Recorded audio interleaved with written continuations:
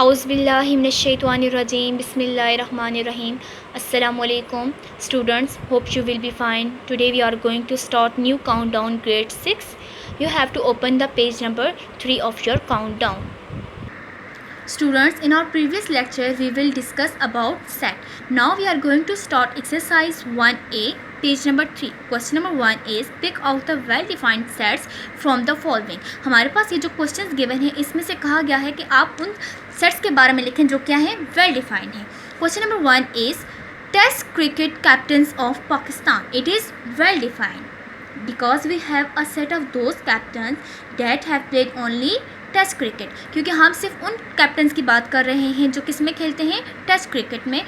इस वजह से ये सेट हमारे पास क्या है वेल डिफाइंड है.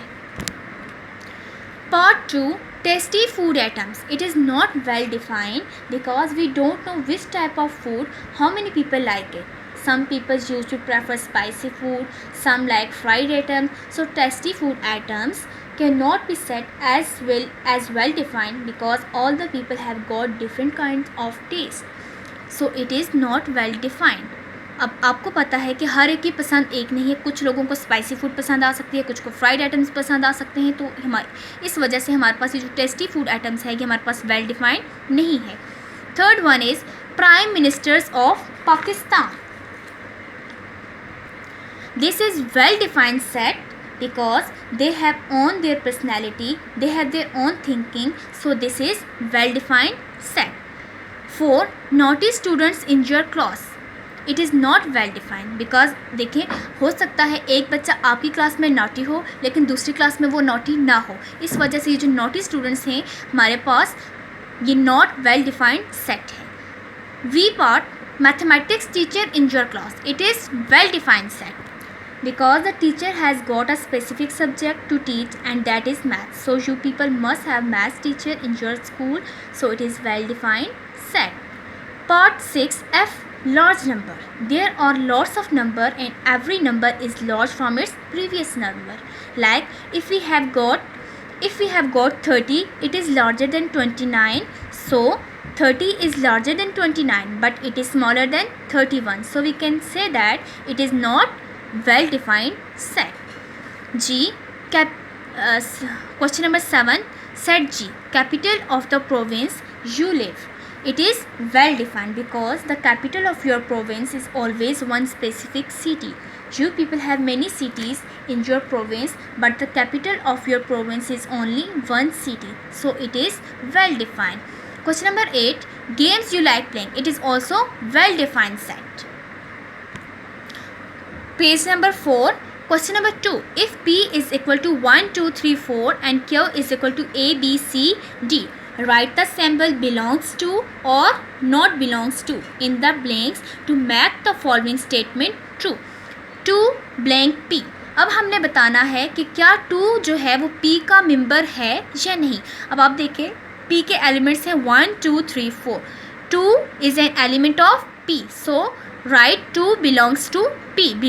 हम जो एलिमेंट होगा जिस सेट का, अगर वो जिस सेट की हम बात कर रहे हैं अगर वो एलिमेंट उस सेट से बिलोंग करता है तो हम उसके लिए इस सिंबल को यूज़ करते हैं. 5 बिलोंग्स टू और नॉट बिलोंग्स टू P. अब आप देखें P contain only 4 elements 4 1 2 3 4. So 5 is not an element of P. Right is not an element of P.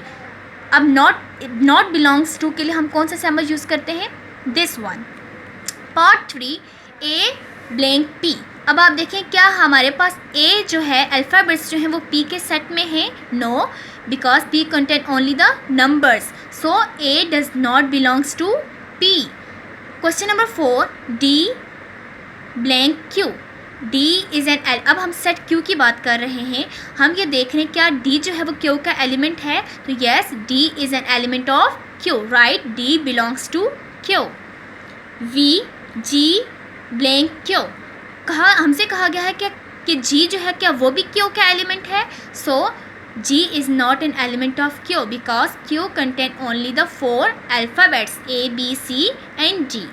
So right G does not belongs to Q. 6 1 is 3 dash Q. कि हमारे पास जो number 3 है क्या वो set Q का element है. सो हम कह सकते हैं 3 does not belongs to Q because Q contain only alphabets. Students फिर से देख लीजिए, जब हमारे पास हमने ये बताना हो कि ये सेट का एलिमेंट है तो हम उसके लिए इस सिंबल को यूज़ करेंगे, और जब हम ये कहें कि ये उस सेट का एलिमेंट नहीं है तो हम उसके लिए इस सिंबल को यूज़ करते हैं। Question number 3, list the elements of the following sets, also name the sets as A, B, C, etc। हमने क्या करना है, ये जो हमारे पास क्वेश्चन गिवन है हमने इनको सेट्स की फॉर्म में लिखना है और उन सेट्स को A, B, C इस तरह से नाम भी देने हैं।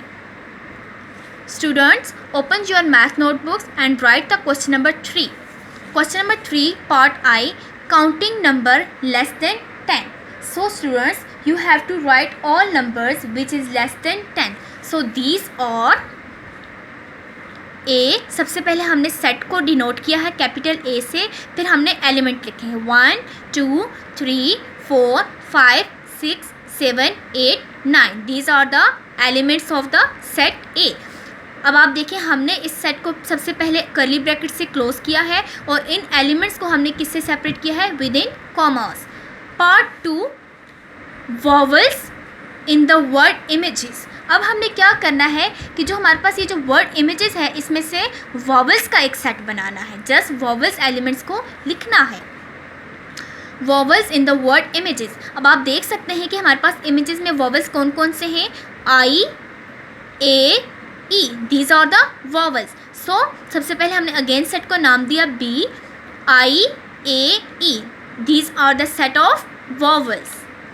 Part 3, letters of the word mango. अब हमने क्या लिखना है, ये जो मैंगो वर्ड है इसके लेटर्स लिखने हैं। We have to write the letter use in mango. Again हमने सबसे पहले सेट को नाम दिया है C, देन हम लेटर्स लिख रहे हैं M, A, N, G, O। Again हमने किससे सेपरेट किए हैं एलिमेंट्स को, with in commas. Part 4, colours of the national flag. अब हम सबको पता है कि हमारे नेशनल फ्लैग में कौन कौन से कलर हैं, वाइट एंड ग्रीन। सो सबसे पहले हम सेट को क्या करेंगे, नाम देंगे और फिर हम उन कलर्स को मेंशन कर देंगे। Set D, white, green. Understand? So now student question number 5 is numbers less than 25 and divisible by 5। अब हमने वो तमाम नंबर्स लिखने हैं जो 25 से लेस देन हो but these are divisible by 5। Set E, 5, 10, 15, 25। These are the number which is divisible by 5 and also these are less than 25। ये वो तमाम नंबर्स हैं जो कि 5 के ऊपर डिविजिबल भी हैं और 25 से लेस देन भी हैं।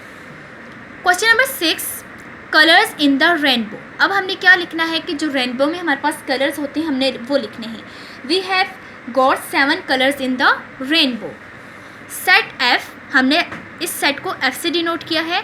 सबसे पहला कलर है violet, indigo, blue, green, yellow, orange, red. These are the colours in the rainbow. The last part is multiples of 3 less than 15। अब हमने कौन से नंबर्स लिखने हैं, वो नंबर्स जो कि 3 के मल्टीपल्स हों बट 15 से लेस देन हो। G, 3, 6, 9, 12। अब देखेंगे जो हैं 3, 6, 9, 12 ये हमारे पास क्या है, मल्टीपल्स ऑफ 3 हैं और ये लेस देन 15 हैं। Question number 4, state which of the following form sets.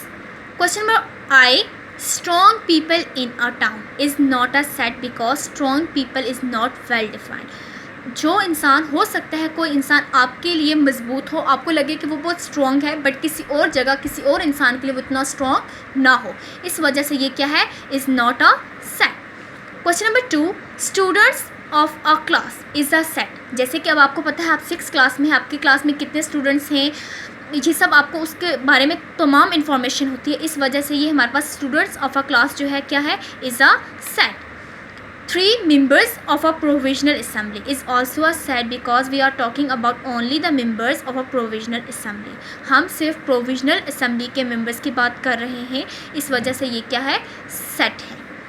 famous film actor. Part 4, famous film actor is not a well defined set, is not a set because देखिए हो सकता है एक actor या एक्ट्रेस इस एक country में पॉपुलर हो बट किसी दूसरी कंट्री में वो उतनी पॉपुलर ना हो, इस वजह से ये जो फेमस फिल्म एक्टर हमारे पास क्या है, is not a set. Part V, the rivers of a Punjab is a set because rivers of Punjab is a specific, because we are talking about only the rivers of Punjab, so rivers of a Punjab is a set. Question number 6, the honest people of a neighborhood is not a set. वही बात कि हो सकता है कोई इंसान आपके लिए बहुत ईमानदार हो लेकिन किसी दूसरी जगह उसके इतने अच्छे काम ना हो सकता है वो इतना ईमानदार ना हो. Students, I have explained and solved exercise 1A. Now it's your home task to solve exercise 1A on your notebooks. Jazakillah fi amanillah.